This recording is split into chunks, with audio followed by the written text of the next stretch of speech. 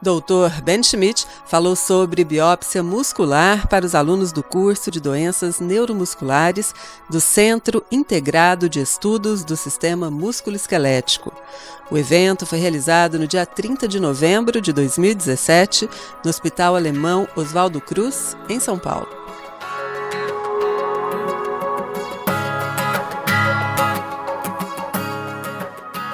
E dessa vez nós organizamos um evento com os neurologistas para falar sobre doenças neuromusculares.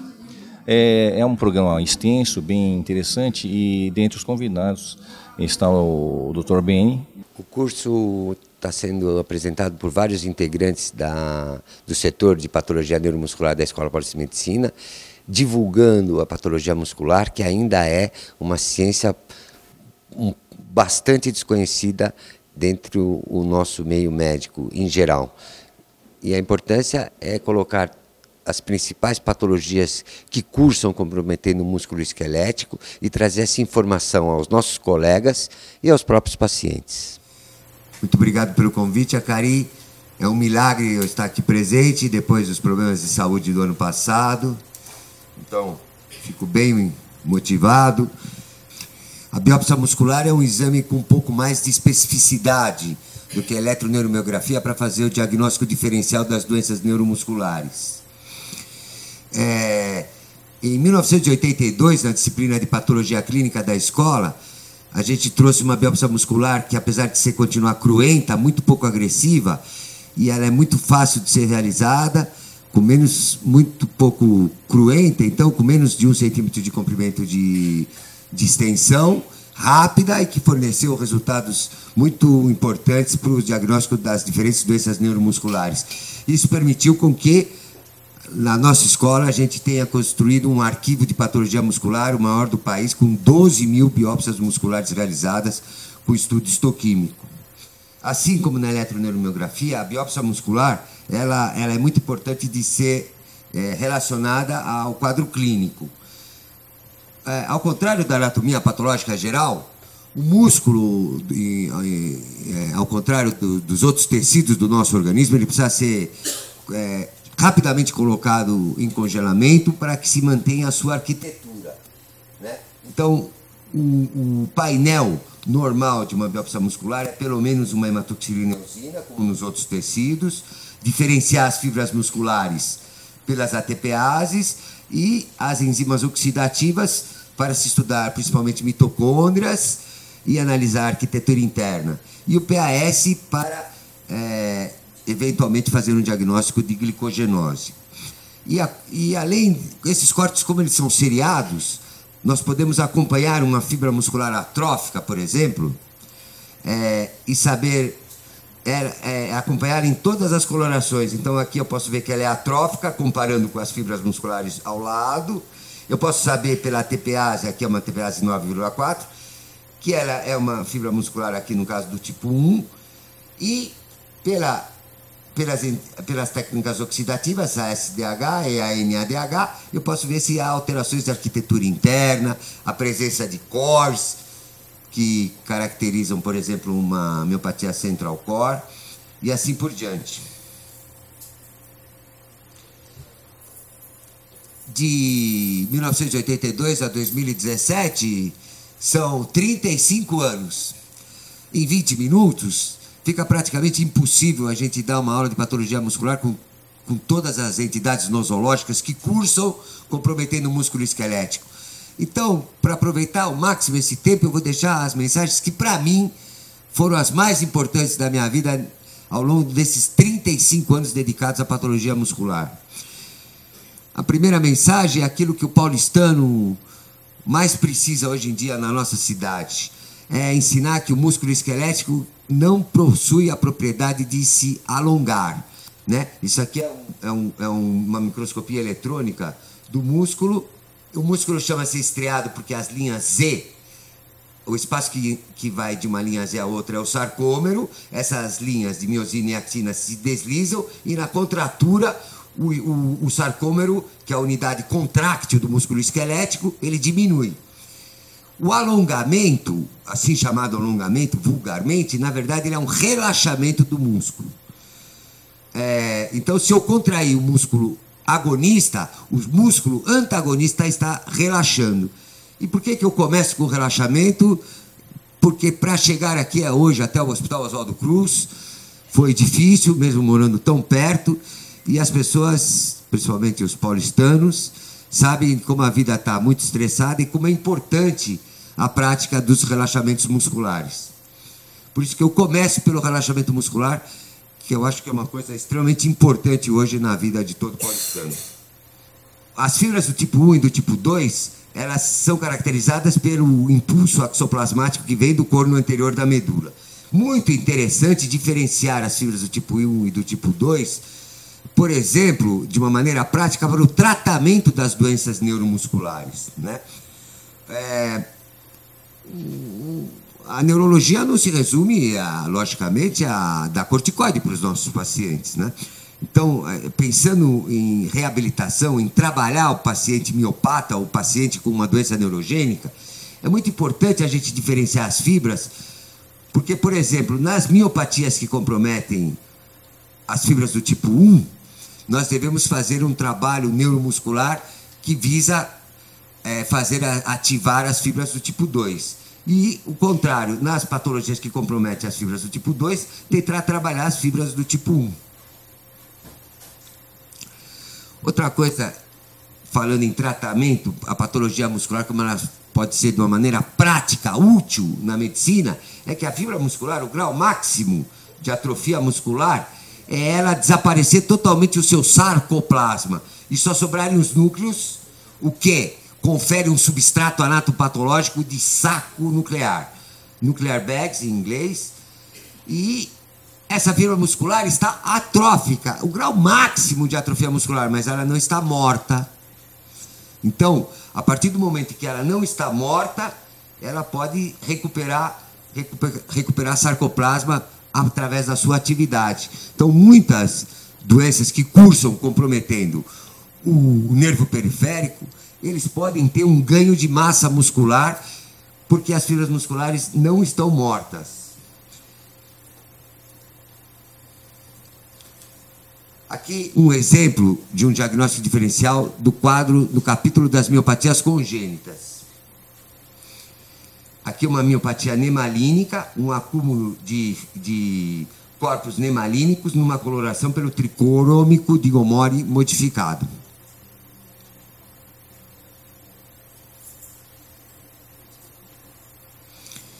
Um aprendizado desses 35 anos é sobre as deformidades esqueléticas.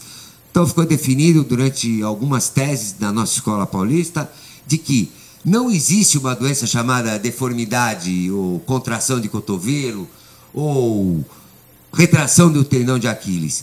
Sempre atrás de uma deformidade esquelética existe uma doença neuromuscular de base que é a causa dessa deformidade esquelética. Aqui o ortopedista, o colega ortopedista, nesse caso específico dessa biópsia, chegou a operar esse menino 8 vezes tentando alongar o seu tendão de Aquiles.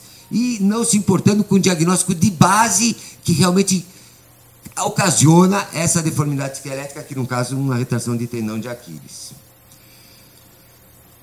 Esse é um slide que eu usei durante muitos anos nas aulas. É um slide mais, como eu não estou vendo nenhuma mulher grávida aqui, mas eu usei sempre para falar das mães, que hoje as mães ficam muito aflitas em querer dar um diagnóstico, e não são só as mães. Hoje a gente fica muito procurando um diagnóstico, e um paciente sem diagnóstico não se acalma enquanto a gente não diz ou não oferece um diagnóstico ao nosso paciente. Esses meninos são um exemplo desse estresse. Eles rodaram muitos serviços e, na verdade, eles depois de uma biópsia muscular normal, esses meninos receberam o diagnóstico de que eles eram simplesmente magros, né? E que não tinham enfermidade neuromuscular alguma. A biópsia muscular é muito importante, em primeiro lugar, para dizer se o indivíduo tem uma patologia muscular ou não, em segundo lugar, para dizer se a doença é neurogênica ou miopática. Isso nas miopatias primárias, que comprometem o músculo esquelético primariamente, ou a gente pode observar um substrato anatopatológico nas doenças que comprometem o músculo secundariamente, como nas doenças neurogênicas, pela individualização dos type groupings, que são os agrupamentos de fibras de um mesmo tipo histoquímico.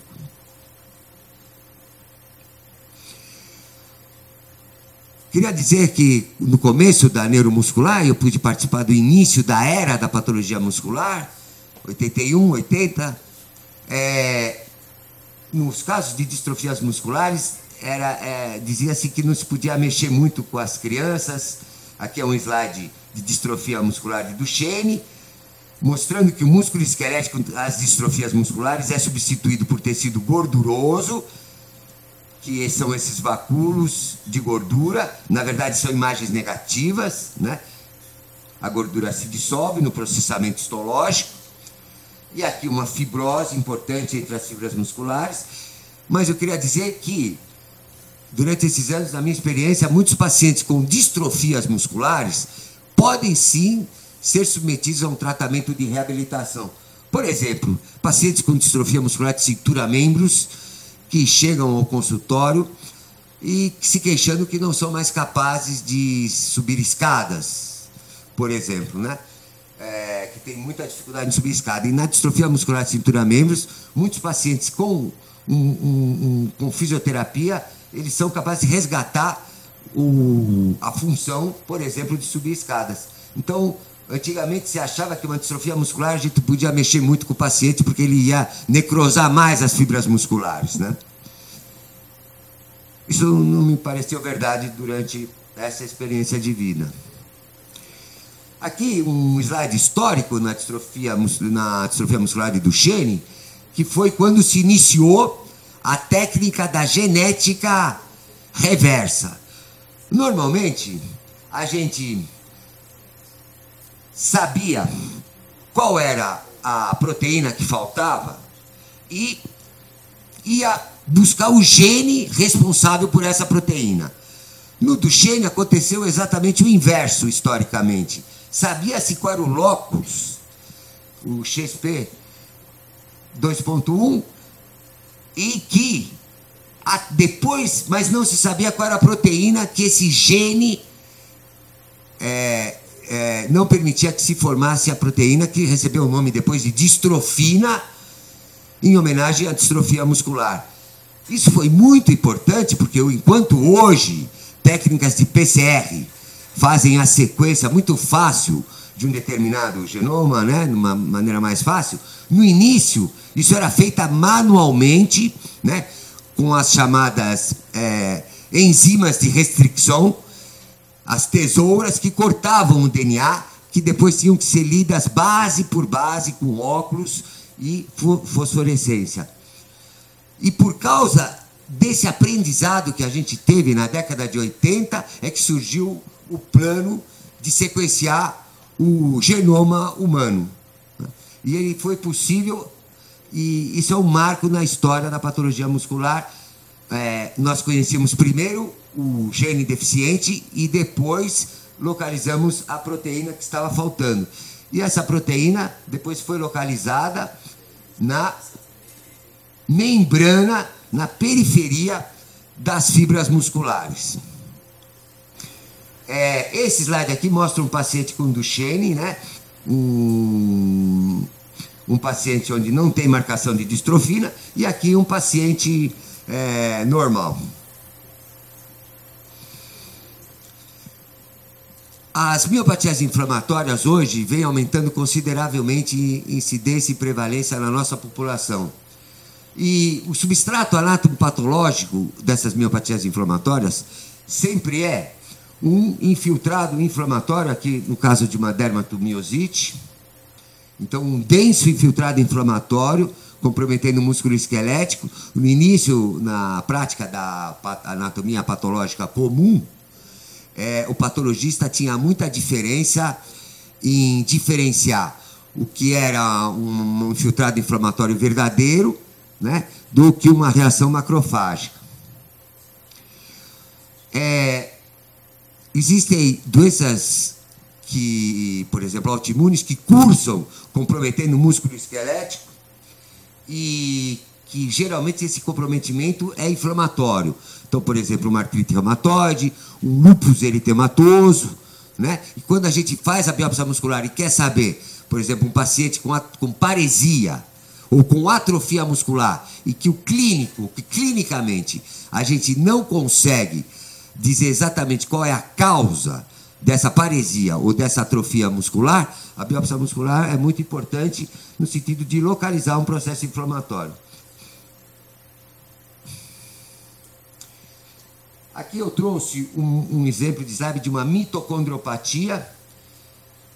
As mitocôndrias também fazem parte da história da patologia muscular, porque a mitocôndria é uma organela que tem o seu próprio DNA, né, que conjugado com o DNA do núcleo, consegue formar todas as enzimas e proteínas importantes para o funcionamento do músculo esquelético. Um aprendizado importante desse tempo, nesses tempos modernos, eu pude ver o início das academias de ginástica do nosso país, e hoje uma coisa muito importante nos jovens é aquilo que se chama vigorexia, que as pessoas que não estão nunca satisfeitas com o seu corpo, então não podem deixar de fazer exercício um dia sequer, né? E vejo isso muito nas academias de ginástica, as pessoas treinando acima do considerado que seria o normal para cada indivíduo, né? E as miopatias metabólicas, das quais as miopatias mitocondriais são um grande exemplo.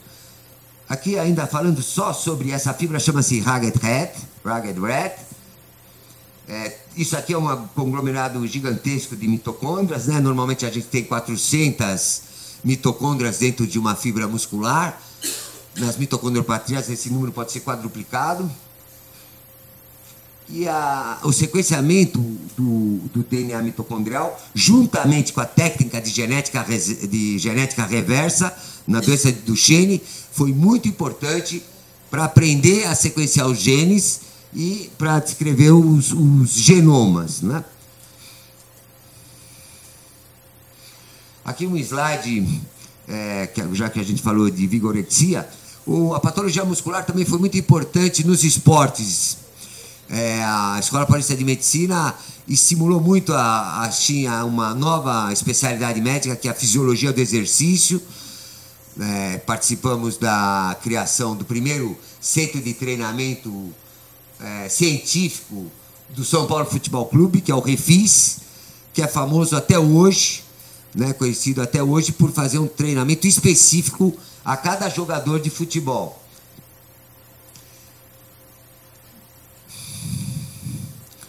Em relação ainda à vigorexia, eu quis trazer esse slide que uma pessoa não pode ter uma hipertrofia infinita. Existe um limite para o músculo esquelético se hipertrofiar. Acima desse limite, a fibra muscular se rompe, né? Então aqui é uma fibra muscular que se rompeu, então ela ficou segmentada em vários níveis, né? E hoje eu vejo frequento uma academia de ginástica e vejo um pouco de exagero nessa prática de fazer exercícios, né? Eu queria dizer o seguinte, que estou muito à vontade aqui, fiquei emocionado com o convite do Acari, essa é a minha primeira mini aula que faço depois dos meus problemas de saúde do ano passado. Muito obrigado, era isso que eu queria falar.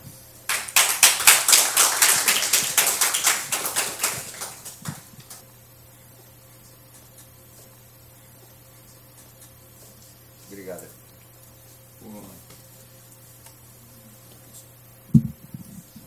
Vocês não imaginam a minha emoção hoje ao receber o Beni aqui, nesse local, nesse espaço tão nobre, tão lindo. Obrigado, Lewis, pela essa oportunidade. Depois do evento do Beni, esse é o primeiro que ele veio, ele aceitou, e no sentido, principalmente, de mostrar a sua experiência, não no sentido só de patologia, mas aproveitar esses aspectos para o dia a dia nosso. Obrigado, Beni. Eu que te agradeço, Caio. Obrigado. Que a gente possa estar junto mais alguns anos, né? Se Deus quiser, bastante. Se Deus quiser. Bastante.